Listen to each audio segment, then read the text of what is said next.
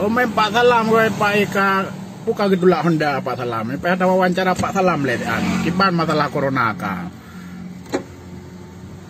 Buka gedulak Honda Pak Salam.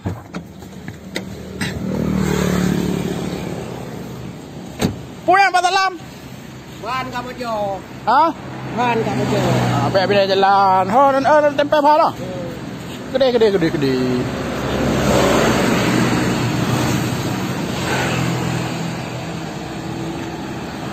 Jadi, anak urun tempe lah gimana? Ada juga ya. Hah?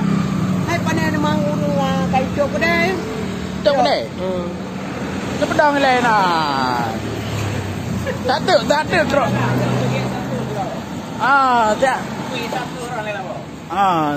ada katro urungan. Hai. Gimana keadaan masalah corona? Oh, mah ada pegat kita kabeh hijau tu. Hah? Kadi ada punya lagi wawancara. Era nan bukat. Baru 2 hari ber aku di roku.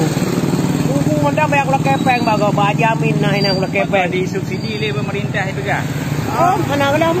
Ka anak urang pasai no. Anak urang. Udah kayak itu pasar lah. Pasar aja orangnya kan beli itu. Saja. Orang nan muka undang. Ay, rencana aku nak muka man bahan mono. Nyo, bahan unda ka baca. Oh, nah. Jadi kiban harapan ron ke pemerintah Aceh kiban. Si belah le. Ay, harapan nyo lagi nyo ada aja di peduli tanya kan. Kahana leon dan. Gelah surau ketare mendang kaji. Apa nyo. Jadi hana yang bantu lah menteri. Oh dari pemerintah hana ijak bantuan lo.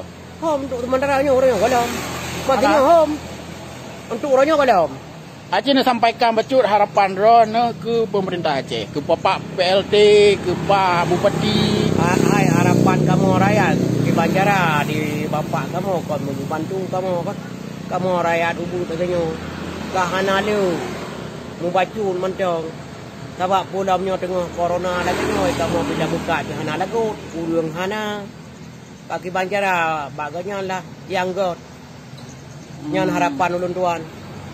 Jadi nyo ki Banjara maya urang tempe bahan Honda anak truk lah. Mana urang tempe bahan. Kira bahan lepas apa tayo.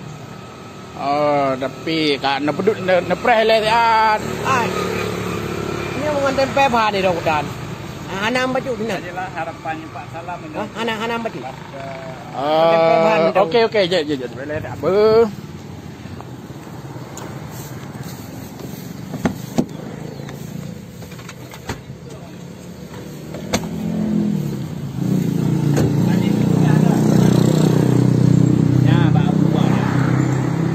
Terima kasih Tunggu Haji. Ya, ada mdeh anak ngon tempe bahan pi. Okey, gat Pak Salam nepreh mentang no. Lo laki je lo nyawa le Pak Salam. Gat.